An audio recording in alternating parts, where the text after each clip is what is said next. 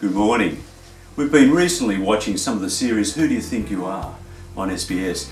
Stories of well-known people, often celebrities, of looking at their ancestry, the backstory of their lives, the people who have come before them, and in some ways I guess formed them or formed their family culture and traditions. Many of these people, they've not known much about their background. And so there's a lot of surprises, both pleasant and unpleasant, in the things they discover. People who have done heroic things, people who have done great good, or people in whom they see something of themselves and their own developing interests, acting or music or politics or whatever it might be.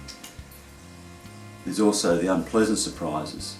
The people who have been criminals, or people who have lost their way, people who have been abusive, or people who've been lost in the trauma of war and other events of life, have had great loss and chaos.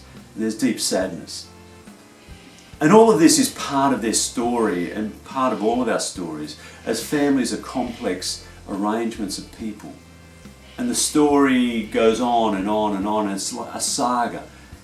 And there's good and there's bad, there's dark and there's light in everyone's story. At the heart of the three large monotheistic religions, Judaism, Christianity and Islam, is a family, is a patriarch, Abraham.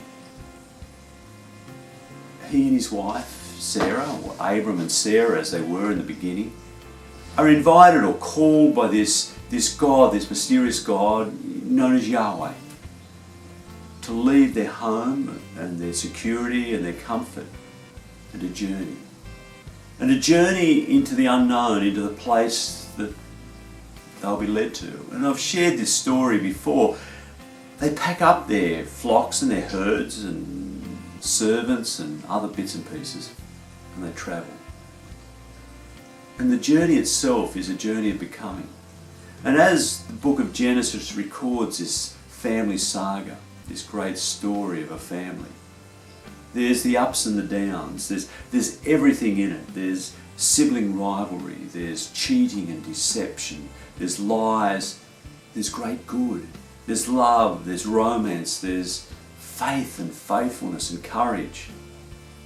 It's all there. And each generation, it seems, makes many of the mistakes of the previous generation in order to learn anew and to progress the story further.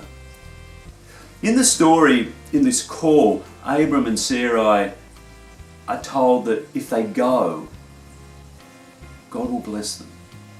And Abraham will become the father of many nations. And so they go. And as they journey, this promise seems further and further away because Sarah can't have children. She's tried and tried and tried, but she can't have children. And she's getting older. And so at one point she decides to take things into her own hands and control the destiny.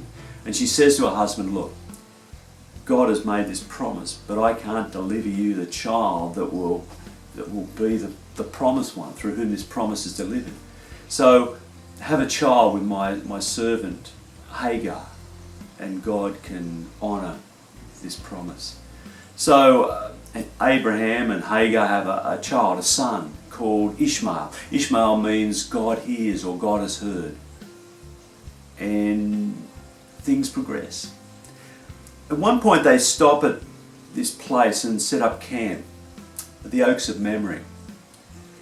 And there in the camp they're met by three visitors who come, three messengers of God it seems. And Abraham welcomes them in and offers them hospitality, food and rest. And after they've eaten, they say to Abraham this promise, they reiterate this promise of God.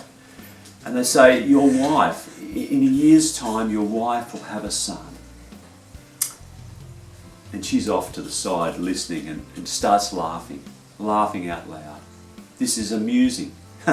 Sure, I've tried and I've tried, I can't have children. Look at me, I'm growing old, there's no way. But sure enough, the next year she has this child. And they call the child Isaac, which means laughter. And all is good. There's laughter and joy in the household. But then one day Sarah's looking out and she sees the two boys, the two sons of Abraham, Ishmael and her son Isaac, playing together, laughing, enjoying themselves. And suddenly she realises that Ishmael's the older one. He's the one who will be the heir, the main heir to Abraham. And suddenly she gets fearful and defensive and angry and starts to rage. And she rages at her husband and says, "You've got to get rid of that woman and her child. My son must be the heir, the one through whom the promise is delivered." And Abraham is torn, twisted. He's not sure. He loves both his sons. And so he prays, and God says, "Abraham, just do as Sarah says. I will look after your son Ishmael, and he too will become the father of a great nation." So in the morning, Abraham gets some water and some bread and takes Ishmael and Hagar and sets them out into the wilderness on their journey to wherever. They travel, but where are they going to? And they're lost and their water runs out. And Hagar can't see anywhere to get water. She knows they're going to die, and so she sits her son down under a tree. She can't bear to be with him and to watch him die and hear his screams. So she wanders off a bit further down and she sits under a tree, and there she wails and cries. And God hears the cries, it says, of Ishmael. God heard Ishmael, God heard. God hears the cries of Ishmael, comes to Hagar and says, "What's going on, you know?" And she says, "We've got no water, we're going to die." And God says, "Don't worry, Hagar. I will look after you and your son. There's water," and shows where there's a well. She gets water and they continue on their journey and they make it safely to a home, to make a new home. And she cares for Ishmael as he grows and finds him a wife who bears him a child, a son. And Ishmael, it's said in tradition, is the father of the Arab nation, the Arab people, the Muslim people, out of whom the Muslim people come. He is the son, the father of the Arabs, and Isaac becomes the father of the Hebrew native people and the Israel nation, the Jewish nation. And Father Abraham is the father of all of this. It's said that in the traditions that there's reconciliation between the two boys, that they come together for their father Abraham's funeral and share that together. But other traditions say that Isaac seeks out his brother and they are reconciled and they have a relationship. Other traditions also say that Abraham, when his first wife Sarah dies, he seeks out the mother of his oldest son and remarries her. It's said in the Bible that he remarries a woman called Keturah. And perhaps that's another name for Hagar, who knows. But these are the traditions of reconciliation. And right through this family saga story, God is present. In the ups and the downs and the highs and the lows, when they go astray and wander off and do their own thing and get lost, God is there. And when they come to their senses and say, "God, help us," God brings them back to the true path. That God's love and grace is always present to sustain and lead and guide and help these people, as it is with us.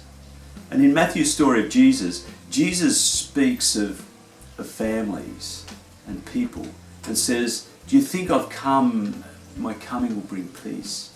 No, it's like a sword that will cut through. Because my words will bring conflict and division. It's not what I want. I want peace. I want harmony. I want life together, reconciliation and relationship. But the reality is, those who are privileged and have power and wealth and benefit from the way things are will resist my words of love, my words of justice, my words of equality, of sharing, of generosity. The privileged will find it hard to let go. and they will resist my words, and there'll be conflict and fighting. And we see that. Martin Luther King Jr. led that movement of civil rights, of justice, of equality, racial justice in the US. And many joined his movement, particularly those who were oppressed and persecuted because of the colour of their skin or their minority status. And they joined in. And some people of lighter coloured skin who saw the need for justice, who lived in this way of love and recognised that equality was the way that we needed to be, reconciliation and peace. And they joined, but many, many didn't. And those in the movement were persecuted. Some were beaten, imprisoned. Many were killed, abused. Martin Luther King Jr. himself was assassinated. But Martin Luther King Jr. recognised that this way of love, of relationship, was the way of God. And that God would look after us as God looked after Hagar and Ishmael. As God guided this family saga, and was with them, bringing them back to the true path, the right path. When they strayed away, God was there to bring them back when they opened up to the way of love and hope. Martin Luther King Jr. on the night before he died gave that great speech in Memphis, Tennessee. This speech that says, I'm drawing on the image of Moses who got the people to the promised land and saw it from a distance but didn't get in. I've been to the edge, I've been to the mountain, I've seen the promised land, and we will get there. One day we will get there. We will get there to this place where people will not be judged by the colour of their skin, but by the quality of their character and who they are. And all will sit down at the same common table. We will get there. I've seen it. I've seen the glory. I've seen it. He's been into this presence of God, this reign of God. He's seen and he's experienced and he's alive. And he knows that this is the truth. He says, I want to live a long life and get there with you. But the days grow dark as the threats grow worse, and I don't know whether I'll make it. I may or I may not. But if I don't, you go and you'll get there. And there'll be life. And the next day he was shot and killed.